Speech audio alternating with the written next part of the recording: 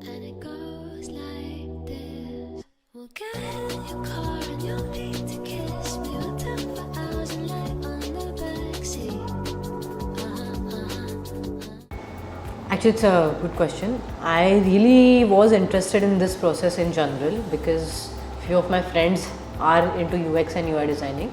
The more I spent time with them, the more they used to talk about it. I really liked the way they were discussing stuff, how UI UX people like define the business model, the specifications of a website, or make it easy for a person to use an app or a website, which like I think we use app or website for everything right today. Definitely. So that process really intrigued me, and when I was searching for like good courses or good places to do the course from, ITLH was my first choice because it was recommended by one of my friends as well. The night when everything changes, you won't reply, I'll go back to.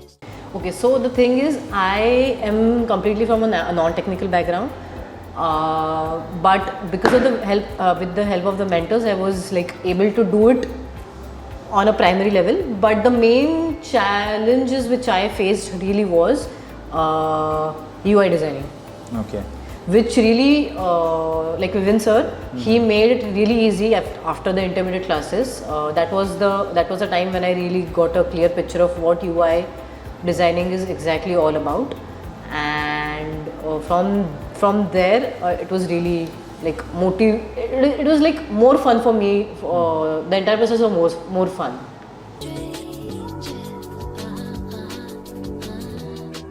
So one tool that I used extensively, that was Figma, and the other one which I used was Notion, but that was like mostly to manage the time because Notion has that thing in it, or to do task. Notion has that, Yeah. but the main thing I used was like Figma, Okay. and I also practiced a bit of Sketch. Okay. But since I'm not a Mac user, avid Mac user, so I mostly work with Figma only. Get in your car and you'll need to kiss me. Basically, my first mentor was like Hemant Phanse sir.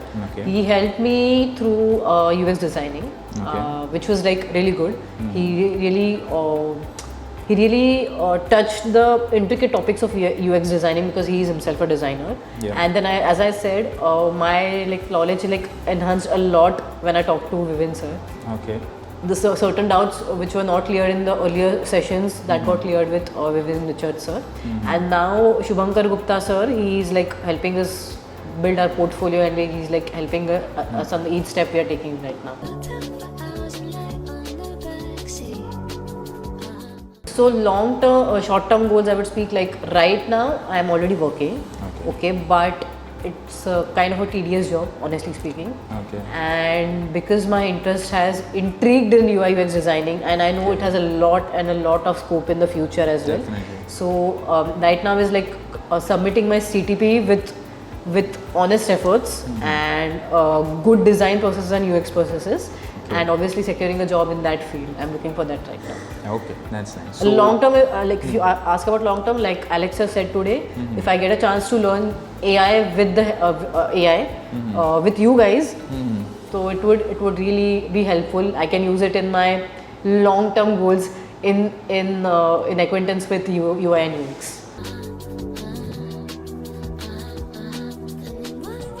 Please do.